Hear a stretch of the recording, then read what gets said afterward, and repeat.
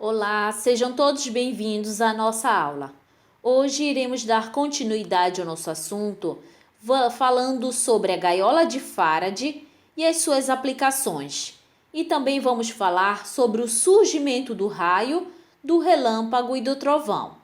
Vamos para a nossa próxima imagem. A gaiola de Faraday, ele foi um experimento conduzido por Michael Faraday para demonstrar que uma superfície condutora eletrizada, ela possui um campo elétrico nulo em seu interior, onde as cargas elas vão se distribuir de forma homogênea na parte mais externa da superfície condutora. No experimento de Faraday, foi utilizado uma gaiola metálica onde foi colocado um isolante e uma cadeira de madeira para Faraday se sentar. Em seguida, foi dado uma descarga elétrica e nada aconteceu com ele, provando, através de seu experimento, que um corpo dentro da gaiola poderia permanecer lá, isolado e sem levar nenhuma carga elétrica, sem nenhum dano ou alguma queimadura. Pois, como já citamos anteriormente, os elétrons se distribuem em sua parte externa da superfície. A gaiola de Faraday também é muito aplicada em equipamentos eletrônicos para evitar interferências eletromagnéticas. A gaiola de Faraday nada mais é do que um aplicativo tecnológico de um fenômeno conhecido como blindagem eletrostática.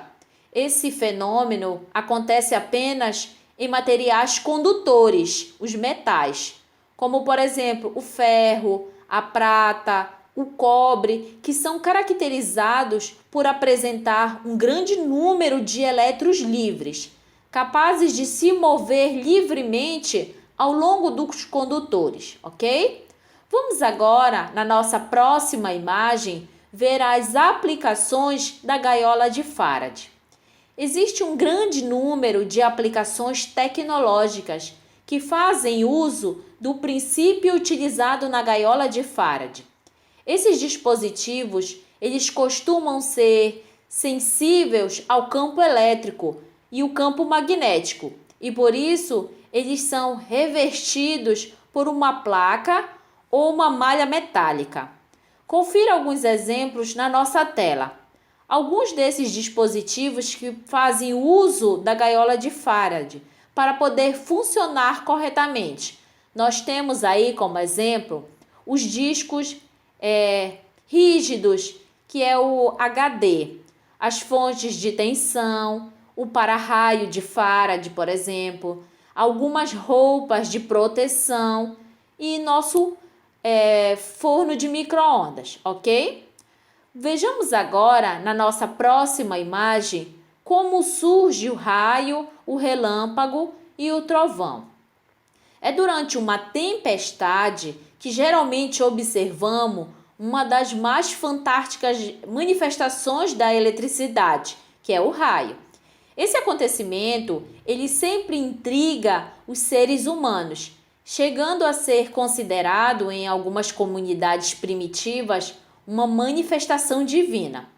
Somente a partir do século XVIII, o diplomata cientista norte-americano Benjamin Franklin, ele conseguiu provar que o raio era uma descarga elétrica que ocorria entre a nuvem eletrizada e a Terra.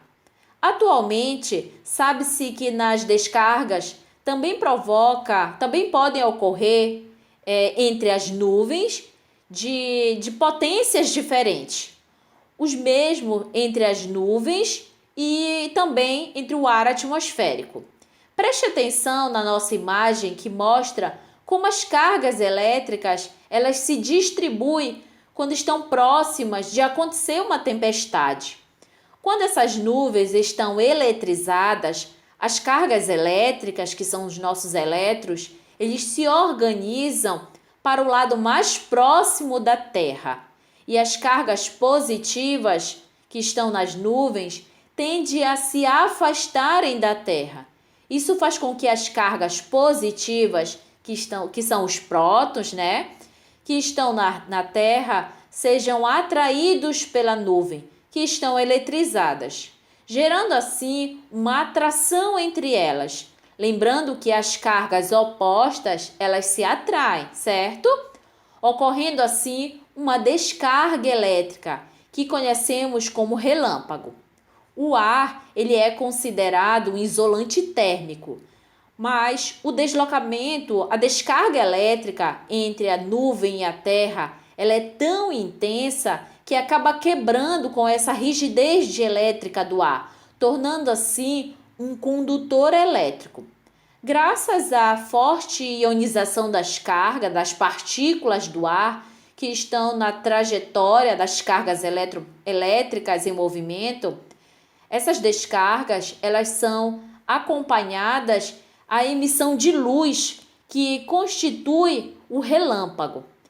Além disso, o aquecimento brusco do ar, ele vai provocar uma rápida expansão dessa massa gasosa, produzindo uma intensa onda de pressão, que se manifesta por meio de um forte estrondo que nós conhecemos como trovão.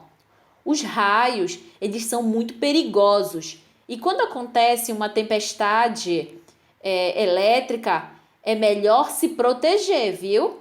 Na nossa próxima aula, iremos falar sobre os perigos gerados pelo relâmpago e como nós podemos nos proteger adequadamente e quais os lugares que devemos evitar de estarmos no momento de uma tempestade, tudo bem?